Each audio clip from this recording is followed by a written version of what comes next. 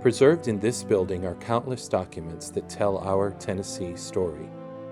These documents are our most tangible link with the past, created by the people who lived through it. Records ensure that the cost of freedom will never be forgotten. These records prove that our individual stories eventually become the history of our state and nation. Stories of family and citizenship. Stories of war and daily life at home. Stories of the pursuit of liberty and enshrining our fundamental law. Stories of patriots and presidents, of soldiers and generals, and of you and me. Democracy is preserved here at the Tennessee State Library and Archives. Our records tell the story of us all, and you can discover your story here at the Library and Archives.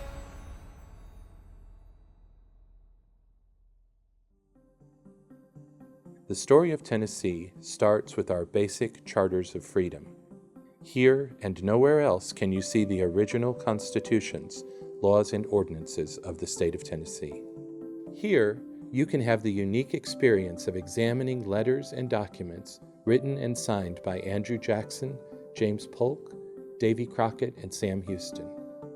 Not only a treasure house of the powerful and famous, the Library and Archives contains over 6 million records on 32,000 feet of shelves.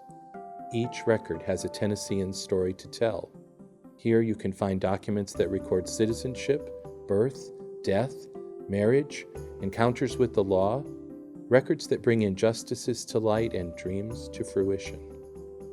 The Library and Archives is Tennessee's scrapbook, cedar chest, and state attic. This is where we find ourselves. Our records help us accurately understand our past.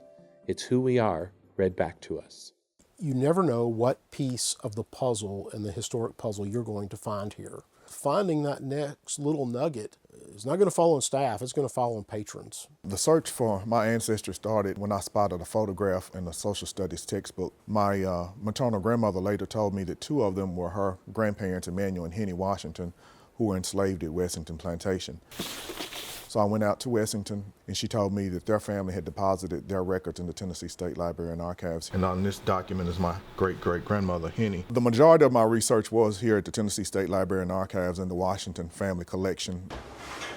I think it's 69 rolls of microfilm. I've gone through all this many, many times. There's so much information that I uncovered about my ancestors through letters, photographs, diaries. There was so much detail in the Washington family records that I felt that I knew many of these individuals personally. You get to know when you do research what your ancestors endured or their personalities or family traits that's passed on. You get to feel like you get to actually know them. In December 2007, I acquired a house that was in the historic conservation zone. It required knowing the history of the house in order to make any changes. So I started doing research. Came here looking for anything related to the house and found quite a few interesting things here, in manuscripts primarily.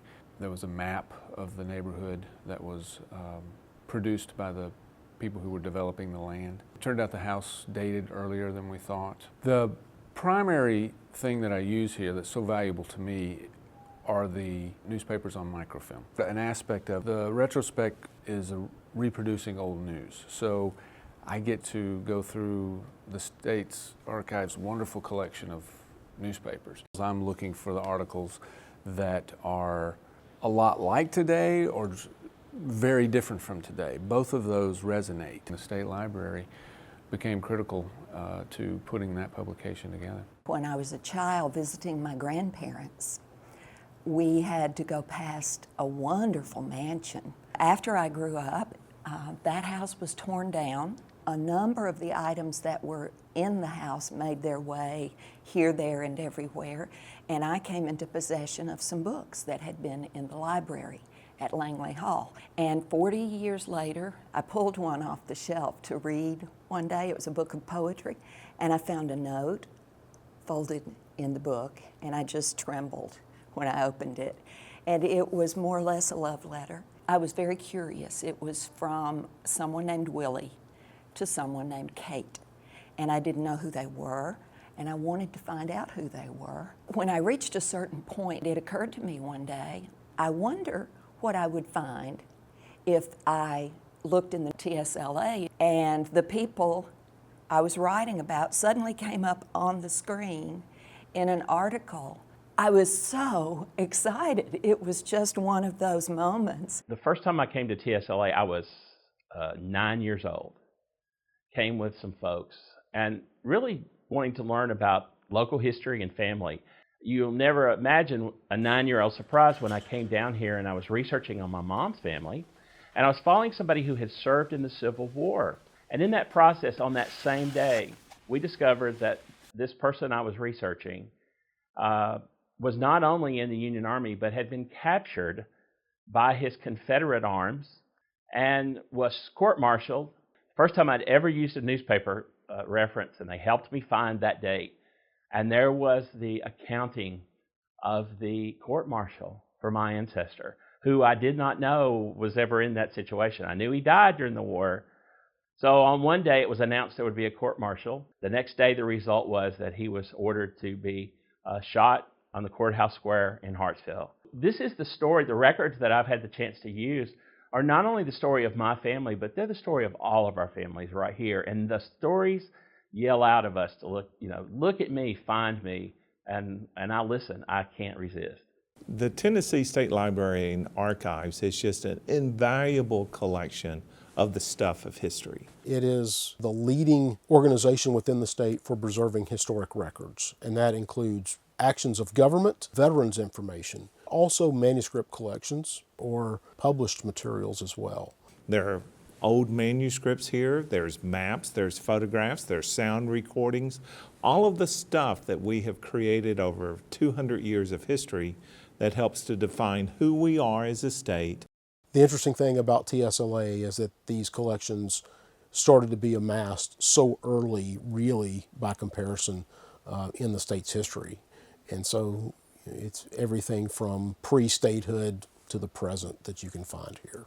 The Library and Archives itself has a long history. It was established by the legislature in 1854, and in its early years it served as a gentleman's reading room for the men, and only men, who worked and met in the Capitol, rather than serving as a resource, as it does now, for the whole state. Eventually, the State Library also took on responsibility for the state's early records, which were stored in the attic of the Capitol. Then in the early 1900s, John Trotwood Moore became the state librarian. Moore laid the foundation that makes the Library and Archives the best genealogical research library in our state. Thanks to Moore and to his wife, Mary Daniel Moore, who took on the job after his death, the Library and Archives began to collect a variety of historical records, not just those found in government documents. The Library and Archives also formed a partnership with the Tennessee Historical Society, and the Society deposited its rich historic book and manuscript collections here to share with all visitors. By the time World War II ended, the Library and Archives had outgrown its quarters in the Capitol building. A new building was designed and funded by the legislature, and that is this building used for the past 60-plus years. Virginia Watson was one of the staff members hired to help make the big move. I began work in about April or early May of 1953 before the library opened in June of 1953. The original library was at the state capitol in what they call now the Legislative Lounge, and it had the spiral iron staircase, and the books were on the bookshelves on the bottom floor, as well as the balcony that went around. And of course they were soot covered because of the coal being used in Nashville for heat. They moved everything in a systematic way by trucks and brought it over here. When the first trucks arrived with the books, then I had the pleasure of processing the first book. The State Library has been collecting books since the 1850s. We have books on every county and every municipality. So if a book has been generated on Tennessee, we should have it here in this room. We have books on the 3 grand divisions of Tennessee, bibliographies, county court minutes, deeds, wills, cemetery indexes, military histories. The State Library Division, though, as a whole, has 5 stories of about 600,000 additional books that patrons can request. One of the features of the new building was a conservation lab where damaged books and records could be repaired and restored. TSLA has a strong preservation foundation. It's the preserving these original documents in their original format. The goal for our conservation lab is to make these last longer and increase their lifespan well into the future. We have to clean them, stabilize them, work with them in order to make them accessible to the public. Rule number 1 is anything that we do is reversible. We must always be able to get back to that original document. Rule number 2 is that we use nothing that will further harm the document in the process of the preservation techniques. And the third rule is that we should always be able to be ready to find the newest technique, be ready to accept new technology into our work and use those to, again, lengthen the lifespan of all the documents. Another feature that was new in the building that opened in 1952 was temperature-controlled storage. At the time, the building was considered state-of-the-art, although it's outdated by today's standards. Over time, the Library and Archives hired professionally trained staff archivists, and the process of collecting and making materials available became streamlined. First, we have to acquire the collection. This can be a collection of family papers, a diary, maps. The collection will be assigned to an archivist. The archivist will study the papers first, and most importantly, to determine the importance of the collection. And then the papers will be placed in a logical order. At that time, when we've taken lots and lots of notes, we write a finding aid, which is a very thorough index of the papers or the collection. Just gives the patron, the researcher, a good idea of the importance of the collection. Letters are placed in acid-free conditions. That means either mylar sleeves or acid-free folders.